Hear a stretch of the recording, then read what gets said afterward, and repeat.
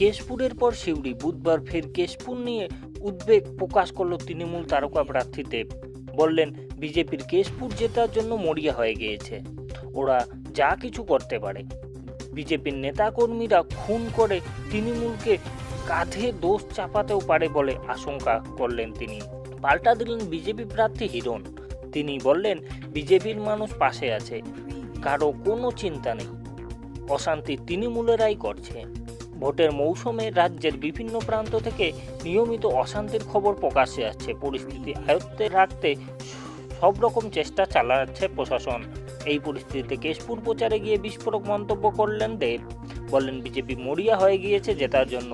10 থেকে 20 তারিখের মধ্যে বিজেপির নেতা কর্মীকে খুন করা হতে পারে। রাজনৈতিক কারণে নিজেদের কর্মীদের খুন করে দোষ চাপাতে পারে তৃণমূলের কাঁধে। দেবের এই মন্তব্যকে কেন্দ্র করে অস্বাভাবিক শোরগোল পড়ে গিয়েছে রাজনৈতিক মহলে।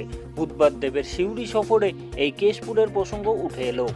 এদিন দেব বলল, কেশপুর জয় নিশ্চিত করতে মরিয়া হয়ে গিয়েছে বিজেপি, যা ওরা কিছুই করতে পারে। বড়সড় অশান্তির আশঙ্কা প্রকাশ করেন দেব এদিন জানায়, ইতিমধ্যেই তিনি এই বিষয়ে প্রশাসনকে জানিয়েছেন, যাতে মানুষের কোনো ক্ষতি না হয় সেদিকে তারা নজর রাখছে। এদিন দেবকে পাল্টা দিয়েছেন ঘাটালের বিজেপি প্রার্থী হিরণ চট্টোপাধ্যায়। তিনি বললেন, বিজেপির হিংসার রাজনীতি করে না। হিরণের আশ্বাস, তিনি ঘাটালে কোনো ক্ষতি হতে দেবে না। ইতিমধ্যে বিজেপির সিলেক্ট সেল পদক্ষেপ করছে বলে জানিয়েছেন তিনি।